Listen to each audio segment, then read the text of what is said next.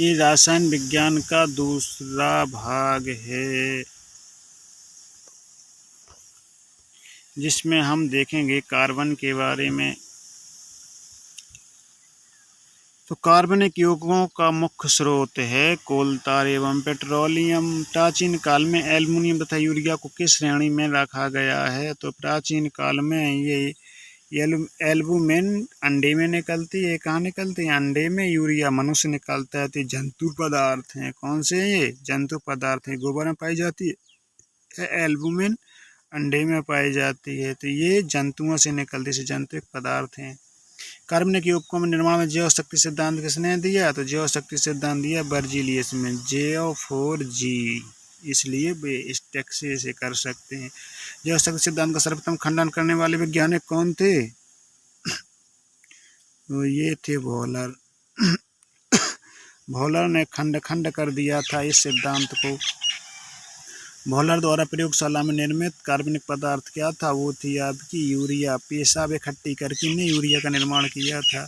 ये वे कार्बनिक यौगिक जिनमें कार्बन तथा हाइड्रोजन के अतिरिक्त नाइट्रोजन तथा ऑक्सीजन तथा सल्फर भी उपस्थित होते हैं, उन्हें क्या कहते हैं? तो उन्हें हाइड्रोकार्बन के उत्पन्न कहते हैं। फिर यह कार्बनिक यौगिकों में उपस्थित बंधों की प्रकृति होती है। तो कार्बनिक यौगिकों में सहसंयोजक प्रवृत्ति होती है। C2H5 का IUPAC नाम क्या है? तो एक C का होता है मेथ, और जब 2 C होते हैं तो इसे कहते हैं एथ। अब ये C एथेन का सूत्र है, क्योंकि C2H6 संतृप्त करता है। ये एथेन का सूत्र है। कार्बनिक यौगिक अकार्बनिक यौगिकों की तुलना में क्या होते हैं? तो कार्बनिक यौगिक अकार्बनिक यौगिकों की तुलना में जल में शीघ्र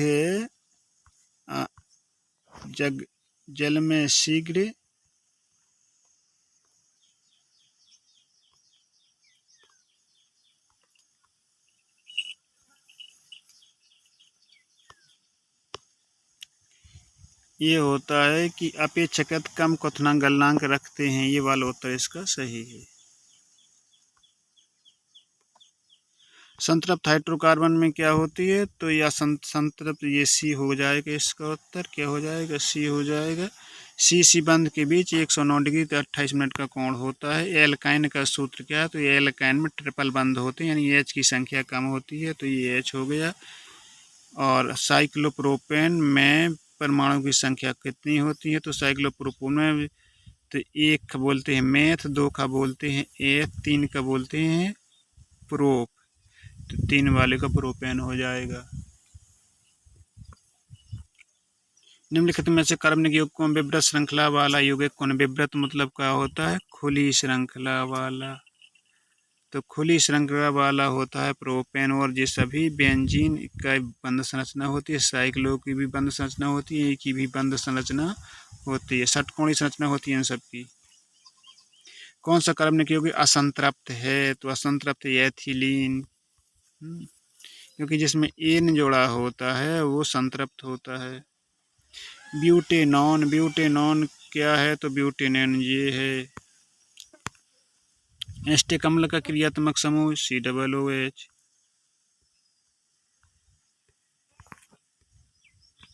निम्नलिखित में से एल्डेहाइड कौन है? सो एल्डेहाइड हो गया आपका मैथिनल। क्या होगा? मैथिनल होगा इसका।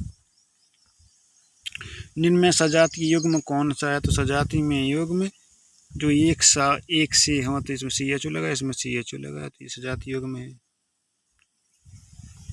निम्नलिखित में से किस यौगिक में एल्कोहलीय समूह उपस्थित होता है जिसमें OH होगा? वो एल्कोहलीय समूह होगा।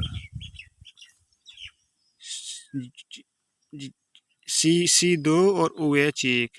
निम्नलिखित में से कीटोनी समूह कौन सा है? तो कीटोनी समूह COO होता है, तो ये इसका D हो जाएगा। एथिल एल्कोहल का IUPAC नाम, तो एथिल एल्कोहल का IUPAC एथेनॉल होता है। का IUPAC नाम क्या होगा? तो यहाँ से 2 ब्यूटेनॉन होगा इसका। 2 ब्यूटेनॉन क्यों? क्योंकि दूसरे पे ऑन लगा है, इसलिए 2 ब्यूटेनॉन होगा 3 और 4। इस तरीके से हम गिन लेंगे इसको। एसिटिक अम्ल का आयुपेशी नाम, तो एसिटिक अम्ल का आयुपेशी नाम होता है एथेनोइक अम्ल। एल्डिहाइड का आयुपेशी नाम होता है, तो एल्डिहाइड का आयुपेशी नाम होता है एथेनॉल। तेल में पैलेडियम निकेल उत्प्रेरक की उपस्थिति में हाइड्रोजन से क्रिया करके वसा प्राप्त होती है, यह अभिक्रिया कहलाती है। तो यह अभिक्रिया कहलाती है संकलन अभिक्रिया, क्योंकि ये इस अभिक्रिया से घी बनाया जाता है। एल्कोहल का विहाइड्रोजनीकरण द्वारा क्या होता है? एल्कोहल का विहाइड्रोजनीकरण मतलब है हाइड्रोजन निकलना। हाइड्रोजन जब निकल जाएंगे तो इनको एल्डिहाइड में बदल जाएगा। H2O हाइड्रोजन निकल जाएगा तो ये बदल जाएगा एल्कोहल में।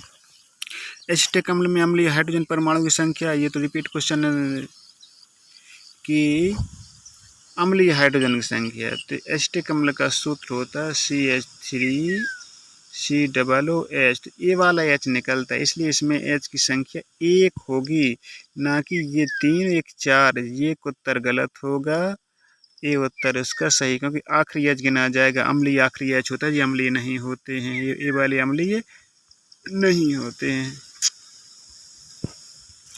एक एल्कोहल और अम्ल के मध्य होने वाली अभिक्रिया को क्या कहते हैं? तो वह एस्टरीकरण कहते हैं। कौन सी क्रिया? एस्टर। साबुन बनाए जाते हैं इससे।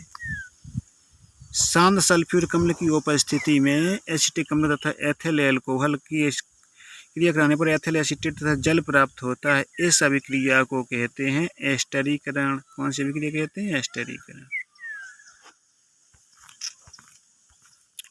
वायुयान के ईंधन में यानी हेलीकॉप्टर के ईंधन में क्या प्रयोग किया जाता है? तो दारू पीयर कर एथिल एल्कोहल प्रयोग किया जाता है।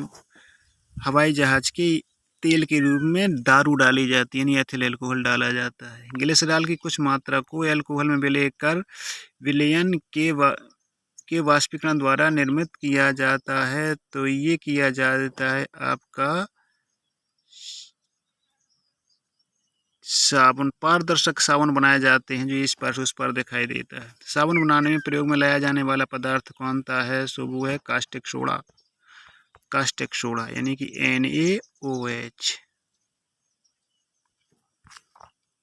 साबुन माइसेलों में क्या होता है? तो साबुन माइसेलों में होता है आपका आयनिक सिरा क्लस्टर तथा सतह पर तथा कार्बन श्रृंखला के भीतर की ओर होती है, ये होता है।